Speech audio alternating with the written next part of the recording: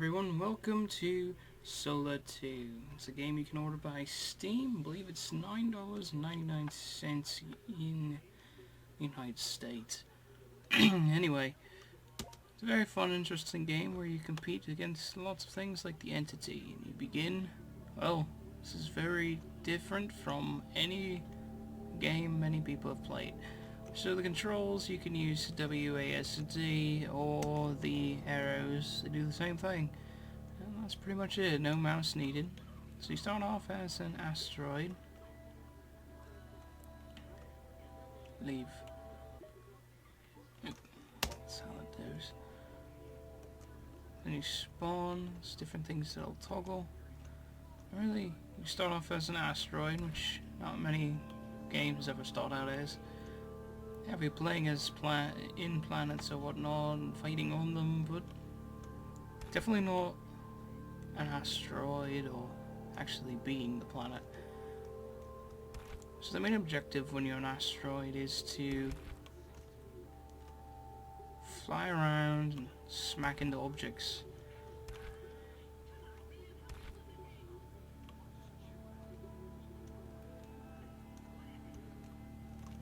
On the top left corner here where you see the asteroid, you can check out the mass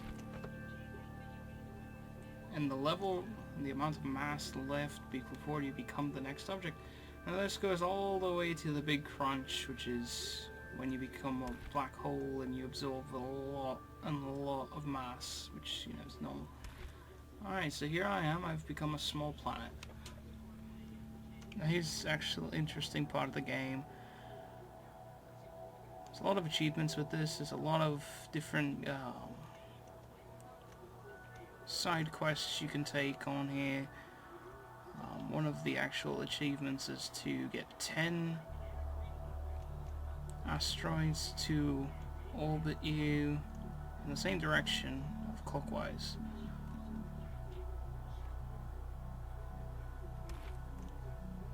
Of course, in this as well, if you smash into anything, and if your asteroid smashes into anything, and simply because it becomes a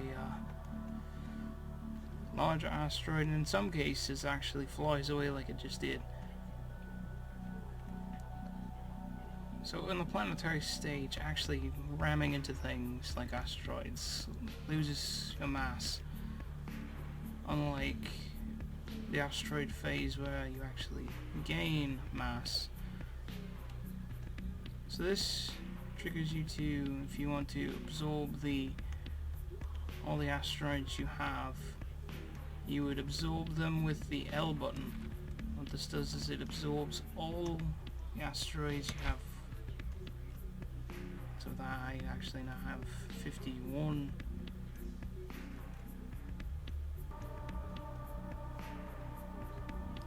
This has a very interesting soundtrack, and if you watch Total Halibut or Total Biscuit, you'll definitely see a lot. You'll see a review of these. Well, not really reviews, they're playthrough. No, not really playthroughs. Well, anyway, it's not a review channel. It's a first look. There we go. You can call it. You don't want to be quoting someone's channel and call it the wrong thing when they've clearly said several different times that it's not. So you watch him, you like him, you'll see definitely a lot of different fun games, and obviously there's some uncool games.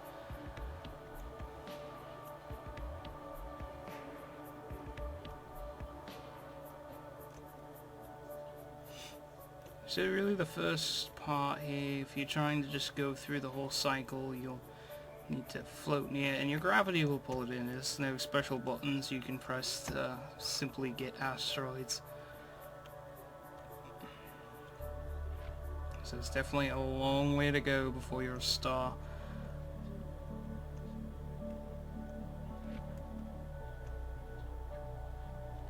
And this also keeps quite a bit of stats. You can hit the escape button to find out. So I've played about 5 hours of this, and I've travelled almost what would you say, almost 5 million or 5 million light years, however they measure it. Destroyed quite a bit of asteroids, planets, stars.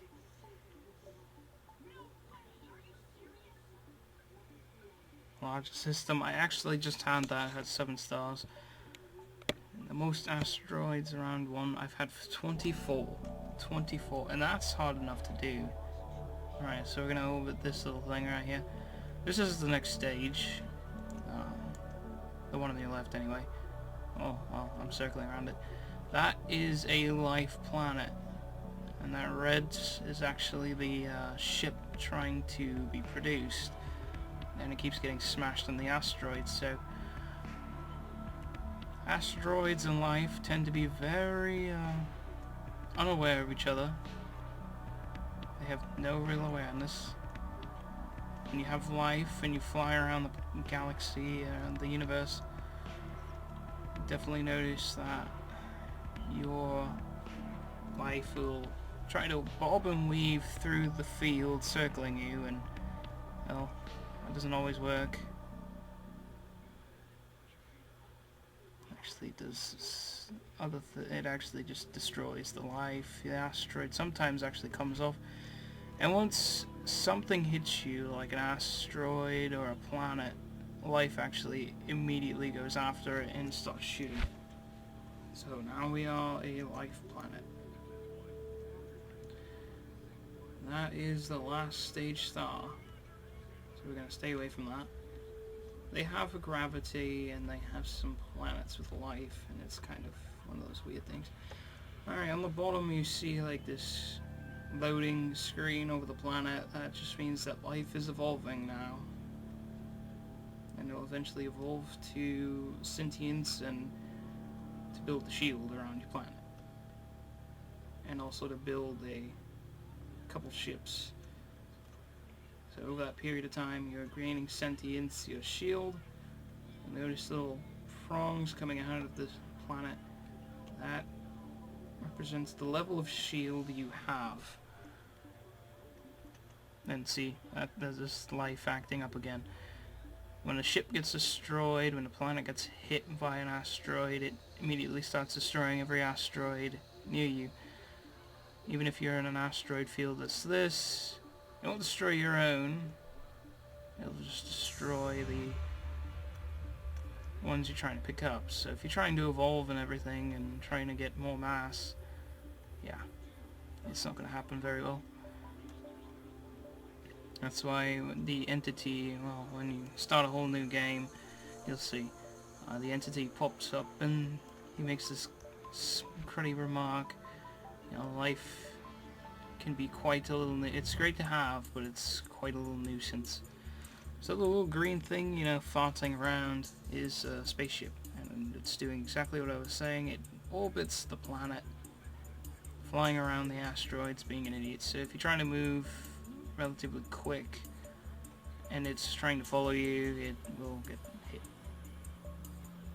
Especially if you suddenly move while it's trying to avoid, because it's calculated to avoid those if you stay on a slow speed and slow pace. Move around a little bit and it's like, what the fuck, man, this autopilot doesn't work, and you can even hit it, it's not going to affect anything. Just absorb them all. So at this point it's going to be a little difficult. So on the top left you'll see the kills experience. That's all about the ships. We haven't had any fighting yet, and I don't think we're going to have any for quite some time, because I've kept away from the other planets. Which is a surprise. Usually they're always around the corner. Like, you see those white ships, those are neutral ships. They just fly around and they're a pain in the ass. They will shoot you at any stage of your life if you see them and they see you and find you. And then you'll die, and then you'll respawn as what you last were. So if you're a star, a massive star, you're getting ready to be a black hole, because black holes really can't actually die. Unless they're absorbed by something larger. A larger black hole. That's the only way they ever destroyed. see when you get into being a bigger, when you get to be a star and a larger star. Anyway, you see the red ship right there? That's another planet ship. The grey ones are rogue ships. And you see there's a star system. This planet right here is getting dragged into it. And either it's going to bounce into the star, or it's going to get linked into it with the little chirp sound you'll hear. I think this is too small of a star to really have. No, it's not. It's a larger star, can equip more life, but as a star, if you get hit by asteroids or planets, you're going to lose mass. Obviously, when you get hit by a planet, you're going to lose a lot larger mass. Also at this stage, you'll see that there are larger ships. Those can destroy a planet without a shield, and they can ruin the shields. And they like to follow you. They're practically solar bombers.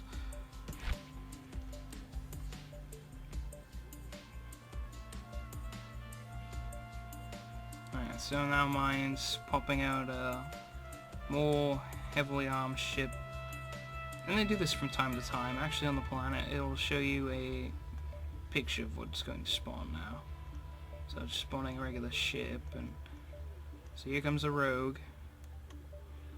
And on a couple of missions, the rogue actually makes an army and assembles.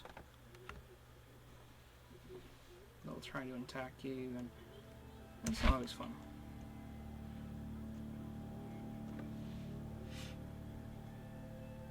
And the larger the ship, the more damage it causes. Right there, we're gonna watch it. Our ships destroy this planet, which it does.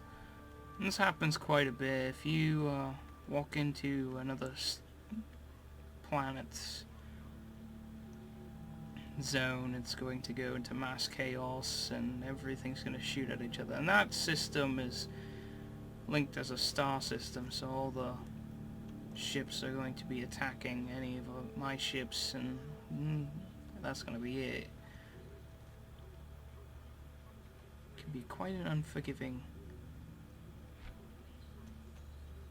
It's quite an unforgiving solar system.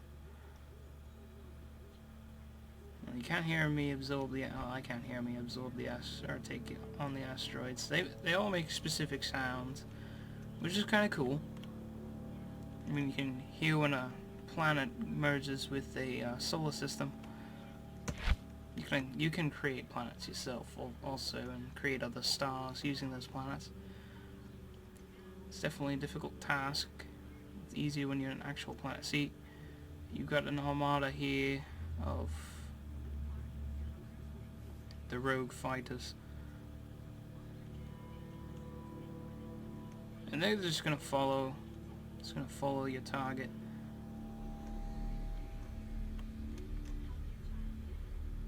And sometimes, when you're just trying to save your life on your planet, you avoid